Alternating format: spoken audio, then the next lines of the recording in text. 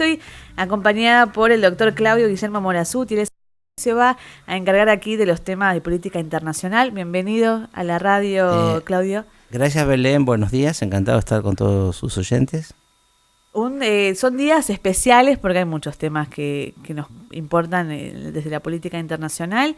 Están siendo muy movido todo lo que hay, mucha información. Nos vamos a centrar en dos temas más importantes. Sí, en efecto, Belén. Hay dos cuestiones importantes. Una salió el día de ayer, que se refiere a un posible ataque con aviones y misiles contra Siria por Estados Unidos, que esto está ocupando la agenda actual internacional. Y un tema que hace 4 días era fundamental y que ahora está bajando en el interés, que es el tema de la supuesta, porque todavía no empezó, guerra comercial entre China y Estados Unidos. Que bueno, eso lo vamos a desarrollar. El primer tema, si podemos empezar, sí. El tema del posible ataque a Siria. Como ustedes saben, la semana pasada hubo un ataque con un gas, creo que es gas sarín, contra una población siria en Douma, que es una ciudad cercana a Ghouta, que es un lugar donde están actuando las fuerzas del gobierno sirio para liberarla de los grupos yihadistas. Hay dudas sobre quién hizo el ataque, porque si bien el gobierno sirio tiene armas prohibidas por las convenciones internacionales, o sea, gases tóxicos, también los yihadistas han robado parte de esas armas al gobierno, y hubo casos anteriores, en años anteriores, donde los ataques con gas los hacen los yihadistas. La cuestión es que desde que se produjo el ataque, automáticamente se echó la culpa a las fuerzas del gobierno de Al-Assad, y el presidente Trump, de manera intempestiva, cuando una semana atrás había dicho que no iba a intervenir en Siria más, iba a retirar las pocas tropas que tienen en el norte del país, ahora súbitamente dice que va a hacer un acto de retaliación, o sea, va a bombardear posiciones presuntamente del ejército sirio como castigo por haber usado esas armas. El problema es delicado por lo siguiente: todos sabemos que la única razón por la que el gobierno sirio se mantuvo en el poder fue porque Rusia intervino activamente en el conflicto militar. Las tropas sirias y rusas, junto con tropas enviadas desde Irán y un grupo tristemente conocido por nosotros, el grupo Hezbollah, un grupo guerrillero chiita, están actuando del lado de Al-Assad. ¿El problema cuál es? Un bombardeo a las tropas de Al-Assad podría afectar a las tropas rusas y podría haber algún tipo de intercambio militar serio entre Rusia y Estados Unidos. Es una situación inédita desde la guerra de los misiles de 1962, porque hace años, o sea, Estados Unidos está en guerra desde el año 2001, pero eran todas guerras contra el terrorismo, pero la posibilidad de tener un conflicto que involucre a otra superpotencia nuclear es algo muy serio. Por eso es un tema que ha degenerado mucha controversia. Primero, que no está claro si los sirios del gobierno han hecho el ataque, y segundo, por el hecho de que podría involucrar a Rusia en un conflicto que podría ser impredecible. Es posible, entonces, o quizás son las declaraciones de Trump. Hace muy poco él escribió en su cuenta de Twitter, parece que Twitter se ha convertido en el su fuente de información, sí, claro. Que bueno, dijo que pronto atacaremos a Siria, o quizá no tan pronto, y no se sabe muy bien lo que está jugando. Bueno, es cierto, Trump. Usted sabe que Trump tenía un reality show, claro, y él en su forma de manejarse en el gobierno actúa como en un reality, genera suspenso, genera expectativas. A veces cumple lo que dice, a veces no lo cumple. Se ha discutido bastante sobre si es útil esta práctica de Trump y hasta dónde es racional o hasta dónde estamos con una persona que tiene rasgos de infantilismo.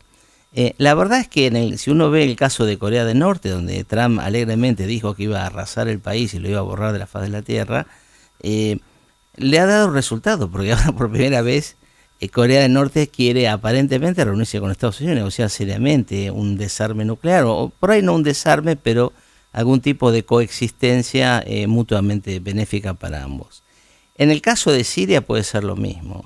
Trump hizo un libro hace muchos años, que muchos han olvidado de leerlo, pero que es importante, sobre el arte de la negociación. Él hacía hincapié justamente en la idea de amenazar, del bluff que se llama en inglés, o sea que es amenazar que se va a hacer algo aunque después se termine o no haciendo. Algo así como en el póker. Esa es de hecho, lo ha hecho todo el tiempo. Si ustedes observan con detenimiento las noticias, desde que él asume el gobierno en 2017, van a ver permanentemente amenazas y ataques a uno y a otro. Pero eso no se sigue con acciones concretas.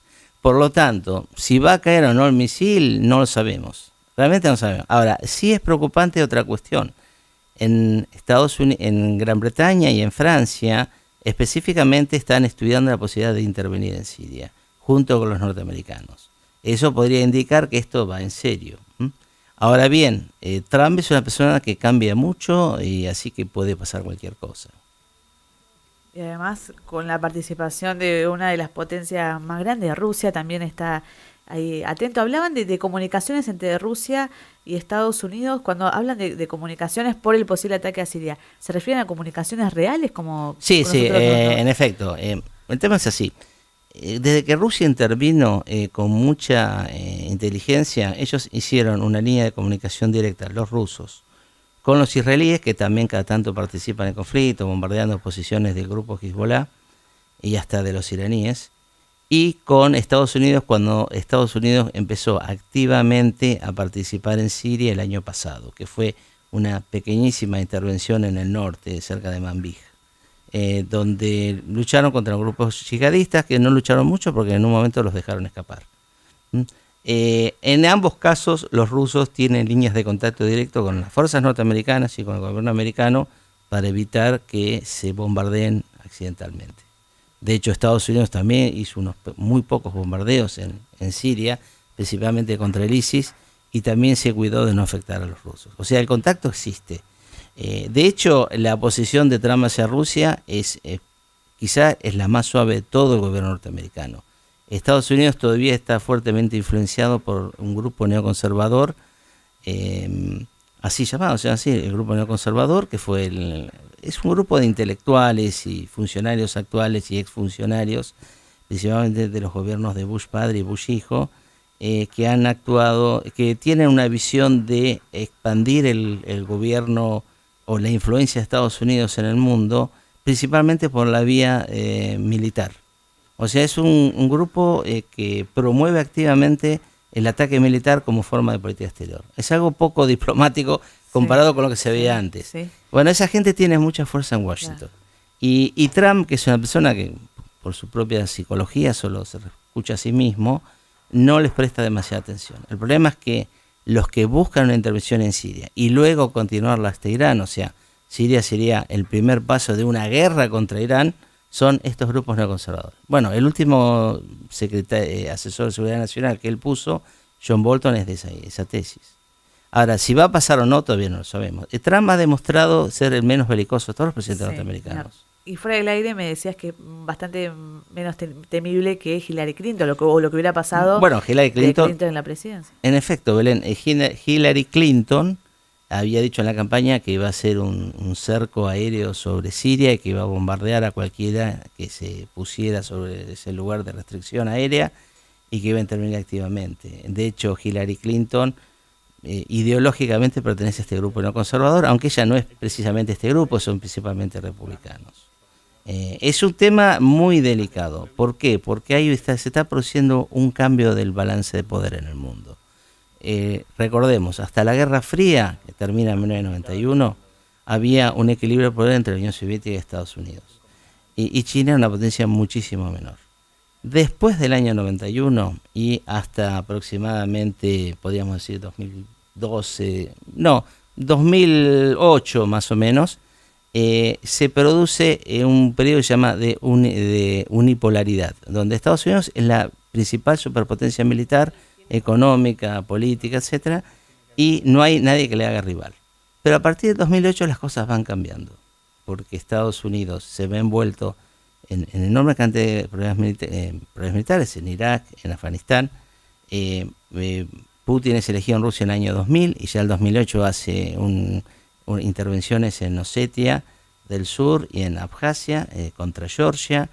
En 2014 interviene ocupando Crimea y haciendo separar de hecho una parte de Ucrania, el este de Ucrania, que es la parte más industrializada. O sea, hay una especie de revival de Rusia que vuelve a querer ser un imperio importante. Igual no económicamente, porque la economía rusa es como Italia, no es importante, para nada. Pero eso indica claramente que se acabó el momento unipolar norteamericano. Entonces, ¿cuál es el gran problema que hay? Los americanos sienten que las leyes de la historia, que dicen que nadie está eternamente en la cima, están empezando a jugar contra ellos. Entonces, lo normal históricamente es que cuando una potencia tiende a decaer, se vuelve más agresiva. Eso pasó con el Reino Unido, pasó con los romanos, pasa con todos los imperios. Cuanto más cerca están del ocaso, más violentos se ponen. Y parecía que esa es una ley de que Estados Unidos está escapando. Este grupo neoconservador, que se formó hace unos 20 años más o menos, están con esas ideas justo en el momento que Estados Unidos empieza a una pequeña decadencia. Que no confundir, o sea, los imperios no caen necesariamente de manera estrepitosa, pero claramente los Estados Unidos, con el inmenso desarrollo de China y sus pretensiones hegemónicas en Asia, ya no tienen el control que tenía antes. Es más, es un tema geopolítico de mucho debate en los medios académicos europeos y norteamericanos, porque se está definiendo ahora cómo va a ser el mundo en los próximos 40 años. Es ahora que se está definiendo. Es más, algunos tienen miedo que la continua intervención americana en guerras de todo tipo, que en realidad no le da mucho beneficio, podrían acelerar el ocaso norteamericano y podría terminar afectando hasta la economía norteamericana. Por eso es un tema muy delicado, inclusive para ellos. Muchos americanos sienten que se han metido demasiado en problemas que realmente no les dan beneficio. O sea, la guerra de Afganistán empezó en 2001, todavía están. Es más, los talibanes avanzan cada vez más. Pakistán está cada vez más desestabilizado, en parte por la guerra de Afganistán, así que podría el día de mañana haber una intervención. La guerra de Irak empezó en 2003 y bueno, con su participación indirecta en la guerra del ISIS, terminó el año pasado. O sea, todo el tiempo están en guerra, es un gasto enorme, claro. Y en algún momento eso puede afectar el poder real de Estados Unidos. Las políticas de Trump, su estilo así medio infantil de actuar, no generan respeto afuera. Ahora también es cierto, Trump puede durar un periodo, no sabemos si va a durar 2, pero después viene otro y puede cambiar las cosas. O sea que no, en política exterior no hay nada dicho. Y una de las maneras que tiene Estados Unidos de mostrar esa agresividad en esta pequeña caída que tiene o que va a tener son las políticas económicas que le da a China impuesto aranceles, que tiene, o todavía no, los ha anunciado, aranceles al aluminio, al acero. Esto es una de las medidas que toma. Sí, bueno, lo que estás haciendo con la CIOMEL es muy importante. Aunque este es un proceso que yo lo separaría del geopolítico. La cuestión económica es así. El orden mundial actual, o hasta antes de Trump, era un orden mundial económico que lo puso Estados Unidos.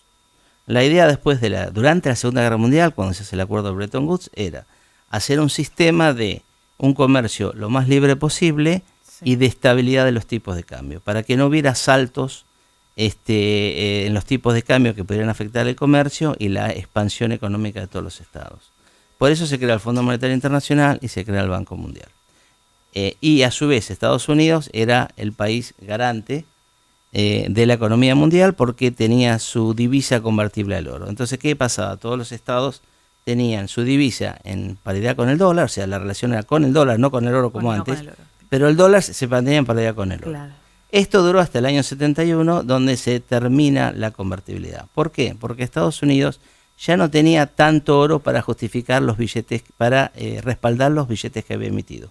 Recuerden que en los años 60 y 70 es la guerra de Vietnam. Y a su vez estaba un proyecto interno de desarrollo en Estados Unidos que hizo el presidente Johnson, que costó mucho dinero. Entonces, los tipos de cambio atados al dólar fueron afectados porque el dólar ya no estaba en relación al oro como antes. Entonces se pasó un momento llamado de moneda fiat, o sea, monedas de fe, que es el momento actual, donde las monedas valen porque reflejan la economía que emite esa moneda.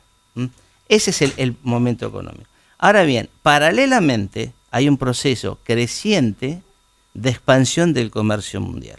A medida que se desarrolla el mundo, en los 60, 70 y 80, hay países que surgen como grandes exportadores, como Corea del Sur, como Alemania, como Japón, que expanden el comercio mundial. Pero Estados Unidos podía competir sin mayores problemas. En el año 78 comienza el primer cambio de lo que va a ser ahora, lo que va a generar la China actual, que es las políticas de Deng Xiaoping en el año 78 de mayor apertura económica. La política consistía en privatizaciones, que se hizo recién después de fines de los 80, desregulación, aceptación de inversiones extranjeras y liberalización parcial de la agricultura. Y se empezó a hacer en alguna zona de China y después se expandió a todo el país prácticamente. Ahora bien, lo que se logró a partir de los 90 especialmente es un rápido crecimiento de China. El crecimiento de China vino no solo por las fuerzas internas y porque las políticas fueron muy hábiles en el sentido de promover la economía, sino porque los occidentales, los norteamericanos y los europeos, veían en China un gran mercado con posibilidades de expandir sus negocios. Entonces los chinos fueron muy hábiles en ver eso y ellos vendían a su país como que era la meca dorada de cualquier multinacional. Ahora, ¿qué pasaba?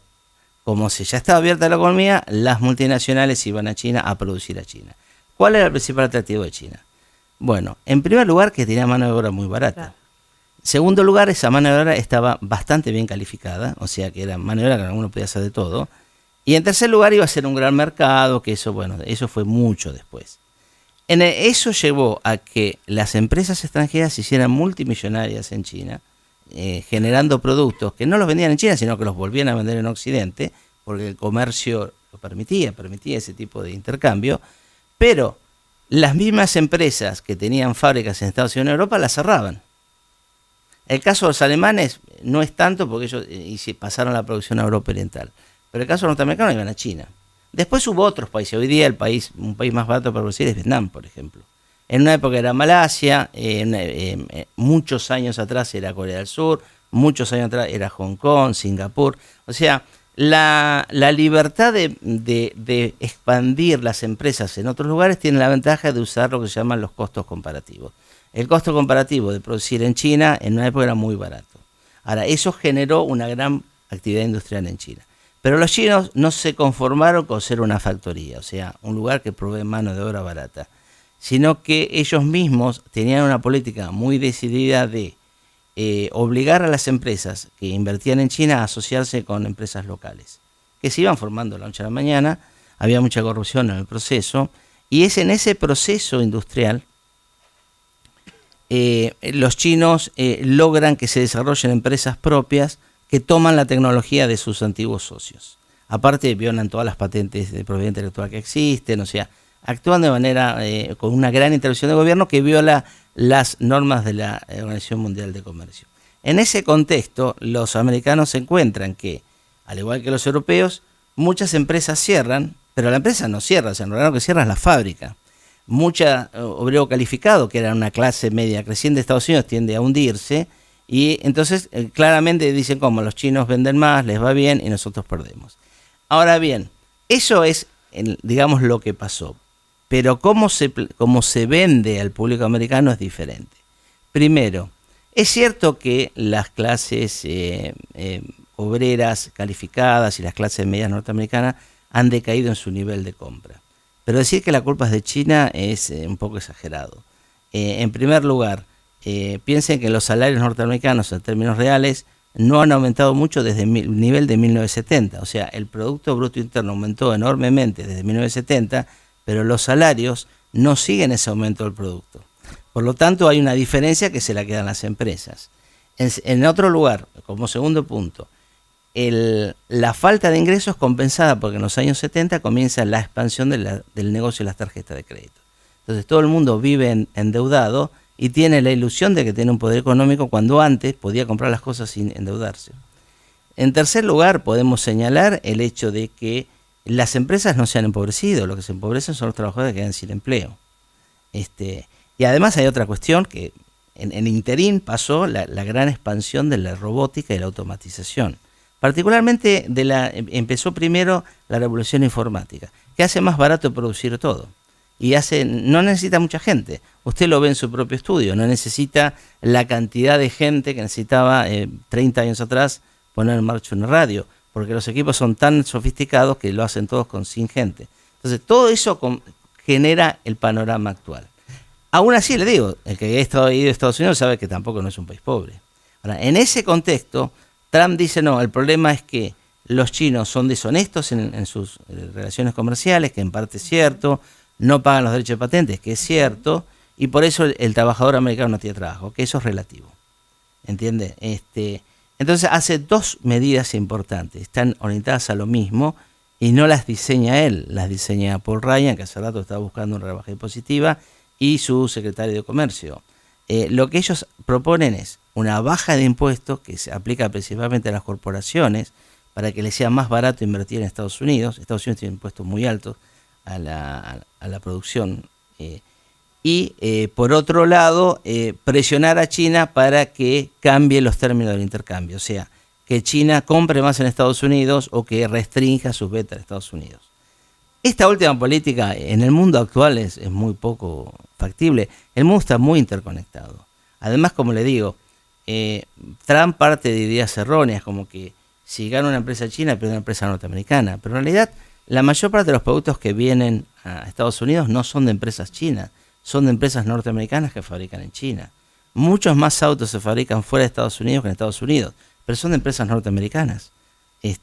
Así que es relativo. Es más, muchas empresas extranjeras, por ejemplo las alemanas, BMW, Mercedes-Benz, fabrican en Estados Unidos. Entonces usted compra un BMW en Estados Unidos, pero es un BMW hecho en Estados Unidos, no es alemán.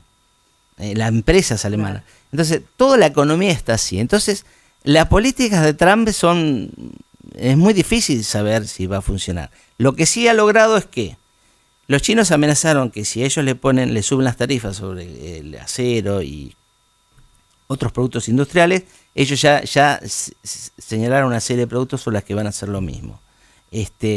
Y veremos ahora si en realidad los chinos quieren negociar. Todos creen que esto es otra bravuconada para llegar a un punto de acuerdo, ¿verdad? Esa es la idea. Eso es en esencia lo que está pasando con el problema de las tarifas. Ahora sí, hay países que los afecta y no tiene forma de compensar, como la Argentina. Claro. Le ponen tarifas a ciertos productos y no hay forma de siempre el caso de los limones, que es endémico. Pero bueno, los países chicos siempre están a la vera de lo que hacen los demás, ¿no? Los grandes. Muchas gracias, Claudio. Se nos ha pasado el tiempo, claro, nos quedamos muy interesante. Realmente ha sido muy claro. Bueno, muchas gracias, Belén. Pero por supuesto vas a seguir viniendo la radio y vamos a seguir hablando de la política internacional, que es verdad, como vos decís, en muchos medios no se toca. Bueno, es un tema muy importante porque nos afecta de alguna manera u otra a nuestro país también. Te agradecemos. Gracias.